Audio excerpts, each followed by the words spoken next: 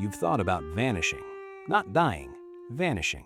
There's a difference, and you know exactly what it is because you've run the fantasy more times than you'd admit to anyone. You've imagined getting in the car and not taking the exit. You've looked at flights to cities you have no reason to visit and closed the tab before anyone saw. You've pictured the phone in a drawer, face down, dead battery, and the specific relief of knowing that for one day nobody on earth can reach you. Some of you have already taken the first step and didn't call it what it was. You deactivated the Instagram. Not because of an argument, not because anything happened, you just didn't want to be seen for a while. You archived the posts, you stopped putting up stories, you watched everyone else's and left no trace that you'd been there.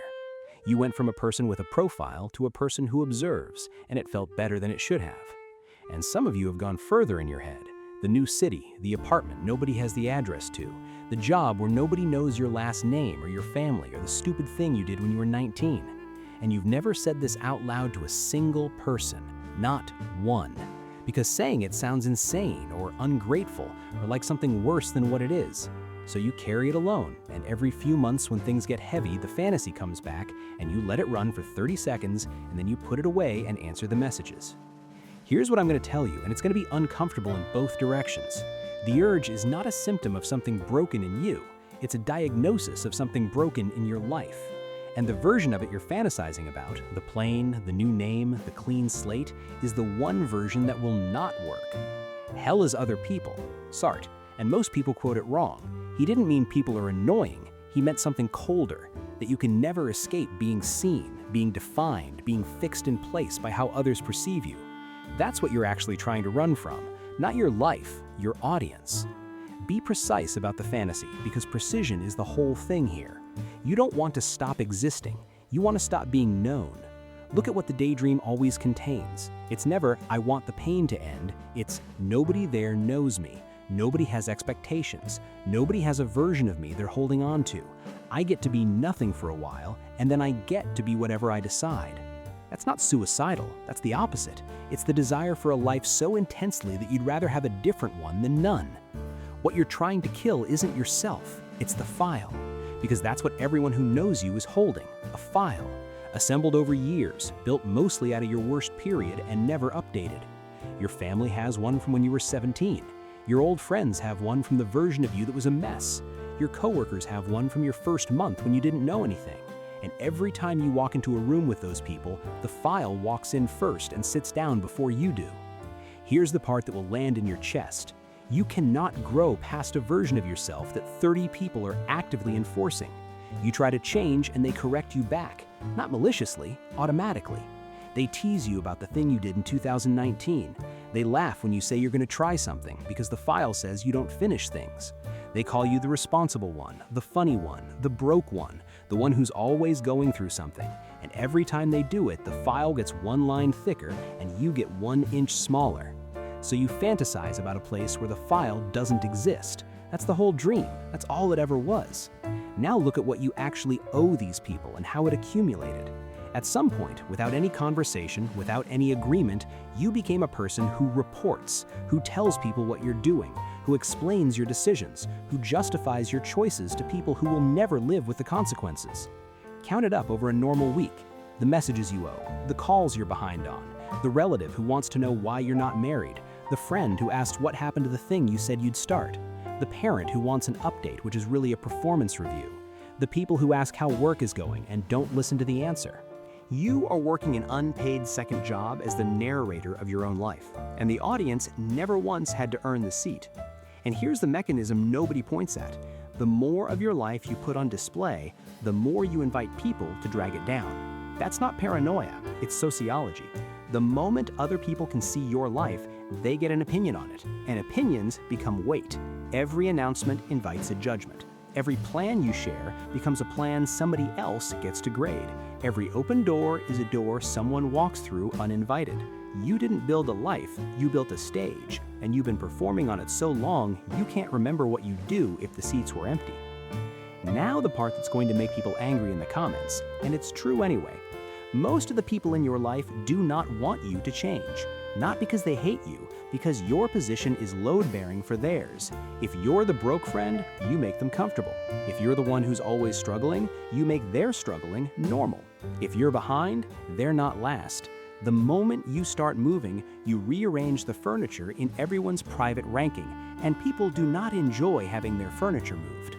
You've watched this happen. Watch how the room reacts when someone announces they're quitting drinking, or starting a business, or going to the gym seriously.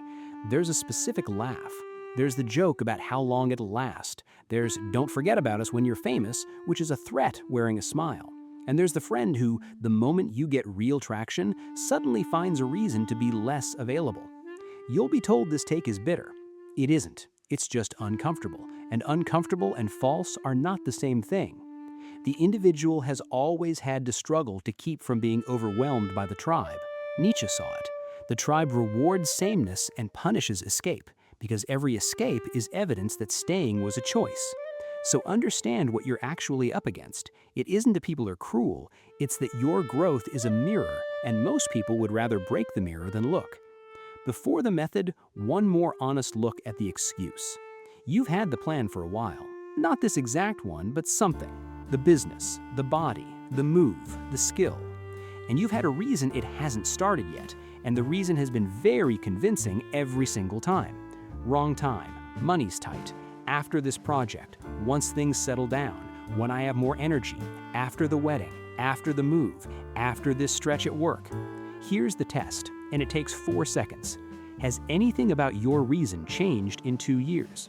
Because if the same obstacle has been in the way for 24 months and you've made 0 attempts to remove it, it isn't an obstacle, it's a shelter. You built it and you're living in it, and every month you spend there, it gets a little more comfortable and a little harder to leave. The real thing underneath, the thing nobody says out loud, is that you're afraid. Not of failing where people can see it. You're afraid of the group chat knowing you tried and didn't make it, of the family dinner where someone asks how the thing is going and you have to say it didn't work out, of becoming the person who talked about something and then quietly stopped. Look at that fear closely, because here is what it means. The audience is the reason you haven't started. The exact same audience that makes you announce things is the one that makes you afraid to attempt them. It gives you the reward for talking and the punishment for trying. That's not support. That's a system for keeping you exactly where you are. Which is the entire argument for going dark. If nobody knows you're attempting it, nobody knows if you fail. The fear loses its teeth on day 1. You get to try badly in private as many times as it takes, and the only person keeping score already knows the whole story. And the last thing about waiting, every month you delay, you hand over a little. Time is not neutral. The 22-year-old who starts badly beats the 30-year-old who's still planning, every time, without exception. You are not waiting for the right moment. You're paying rent on a decision you've already made and won't admit. So here's the version of disappearing that actually works. Not the plane, not the new city. You disappear where you stand, and the first thing you kill is your own mouth. Your mouth is the leak. It's the largest single reason your plans die. Watch the mechanism, honestly, because you have lived this. You decide to do something, you get excited, you tell someone, they react, they're impressed, they're encouraging, they say, "That's amazing," and something happens in your chest, a settling, a small warmth. You got the reward. The feeling you were supposed to earn 6 months from now by finishing arrived tonight, for free, from a sentence. And now the engine is quieter, not dead, quieter. And you don't notice because who would connect the two? That's how it goes every time. You announced the business and never built it. You announced the gym and went 4 times. You told everyone you were writing a book and the file's still 11 pages. The announcement was the accomplishment, and your brain has never been able to tell the difference between being admired for a plan and completing one. So here's the rule, and it is absolute. From today, nobody hears your plans. Nobody. Not your friends, not your parents, not the group chat, not the coworker who asks. The only person who gets an exception is a partner who is genuinely invested in your success. And be honest about whether that's actually true, because most people are lying to themselves about that one. Treat every leak as damage. Every time you describe your plan out loud to somebody who doesn't need to know, assume you've reduced the chance of it happening. That's not superstition, that's the reward system, and it works exactly this way in everyone.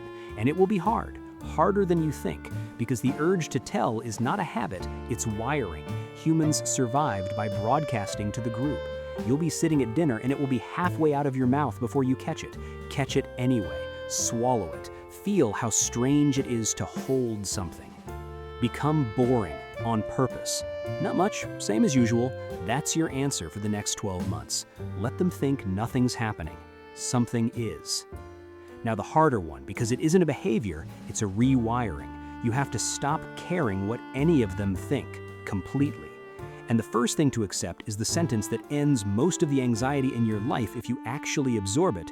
They're not thinking about you. Not as much as you believe, not remotely. The people whose judgment governs your decisions are lying awake worrying about their lives, and you appear in their thoughts for maybe 11 seconds a week. You built an entire prison out of an audience that isn't watching. But telling yourself stop caring does nothing. You've tried. So do it structurally instead. Create the judge. There is one person whose opinion is allowed to matter, a version of you, the one who exists 12 months from now, on the other side of this. That's your entire audience now. One seat in the theater, and he's in it. Every decision goes to him. Would he be satisfied with today? Would he respect how you handled that? Not would my friends approve, not how does this look? One judge, one opinion. Everyone else has been fired. This feels cold at first. It should. You've spent your entire life outsourcing your self-assessment to a committee that never asked for the job, and taking it back feels like losing something. What you're losing is a leash. Now the one people fail, and they fail it exactly when it starts working. Progress arrives, and it will. That's the strange thing about going dark. It works faster than you expect, because you've stopped spending your fuel on narration. And the instant it shows, you'll want to show it. The body changes and you want the photo. The money moves and you want to mention it, casually, in a way that doesn't sound like mentioning it. The skill lands and you want someone to see. This urge will be enormous and it will feel completely justified because after months in the dark, being seen feels like water. Don't. Not yet. Not one photo, not one humble mention, not one story post. Because the moment you display it, two things happen. First, you cash out. All that stored energy converts into 30 seconds of other people's attention and the tank empties. Second, you invite the audience back in. And the audience is what you left. Now every session is being watched again. Now there are expectations. Now you're performing instead of building. And you won't feel the difference until you've stopped. Nearly everyone who fails at this fails here. Not at the start. The start is easy. The start is exciting. They fail at month 4 when the results are visible and the temptation to be witnessed becomes unbearable. And they trade a transformation for a compliment. Stay invisible through the whole thing. Half a transformation displayed is worth nothing. There is no partial credit and there is no early reveal. This is the hardest section in this video, and it's the one that separates people who actually do this from people who watch videos about doing this. You're going to break. Not maybe, you will hit a wall that doesn't move. A month where nothing works, a night where the whole thing feels stupid and you feel stupid for starting, and your instinct, trained into you since childhood, will be to find someone. Call the friend, text the group, tell your mother you're struggling. Get the comfort, the reassurance, the "you're doing amazing, don't be so hard on yourself." Don't, because here's what comfort actually does, and nobody says it, it releases the pressure. You go in wound tight and desperate and needing to fix it, you talk for 20 minutes, and you come out soothed, calm, fine. And the thing that was going to force you to change, the unbearable pressure, has been vented into a conversation. You feel better, and nothing is different. That's not support. That's an anesthetic, and you're taking it before the surgery. So do it alone. Sit in the wreckage without a witness. Cry if you cry into nobody. Bleed and patch it yourself. Let the wall stay unbearable long enough that you go through it instead of talking around it. This is not about being tough for its own sake. It's that pain you can't vent has to go somewhere, and the only remaining exit is forward. He who has a why to live can bear almost any how. Nietzsche. And the corollary nobody says, he who has a shoulder to cry on will use the shoulder instead of the why. Rock bottom is not a place you get rescued from. It's a floor to push off. And you can't push off a floor while somebody's holding you up. Silence isn't the point. Silence is just the room with the door closed. What matters is what happens inside it. Pick the target and be brutal about specificity. Not get in shape, a number, a date, a photograph of what you'll look like. Not make money, an amount, a mechanism, a deadline. Vague goals are how people go dark for a year and come back the same, and then decide the problem was the method. Write it down, put it where you see it and nobody else does. Then restructure your entire life around it. Every waking hour either serves the target or it doesn't, and the hours that don't need to be examined and mostly killed. Move closer to the gym, cut the commute, delete the apps that eat your evenings. Time box the day like it's your job because it is your job. It's just unpaid until it isn't. Once a week, sit down and audit yourself. What moved? What didn't? What lie am I telling myself about last week? And reprogram what you find pleasurable, because this is what actually determines whether you last. If the work is something you endure, you will quit. Willpower has an expiry date, and it's shorter than your goal. But the strange thing is that after enough weeks in the dark, the silence stops feeling like deprivation and starts feeling like space. Not answering to anyone becomes the best part of your day. The work becomes the thing that makes the day worth having. That's the shift you're waiting for. Not motivation, preference. When you genuinely rather be doing this than being seen, you've made it, and everything after that is just time. Stop the video for 10 seconds and do this properly, because it's the only thing I'm asking for. Put your deadline in the comments. Format it like this: I'm gone until March 2027, coming back unrecognizable. Your date, your one line. That's it. No plan, no details, no explanation. Do not describe what you're building. That's the whole point of the video, and it would be funny if you failed it in the comments section. Just the date and what you'll be when you get there. And then read the others. There are going to be hundreds of people under this video who are about to go dark for a year, and you'll never know a single one of their names. But you'll know they're out there in their own silence, on their own clock, doing the same thing you're doing. As the only audience you get for the next 12 months. People who are also invisible. Then close the comments and don't come back to check. Now, the fantasy we started with, the plane, the new city, the name nobody knows. Here's why it fails. And be honest with yourself while I say it. You'd bring yourself. 3 months into the new city, there is a routine. There are people who know your face. There's a job with expectations and a landlord who wants something, and a person who's mildly annoyed at you for something you said.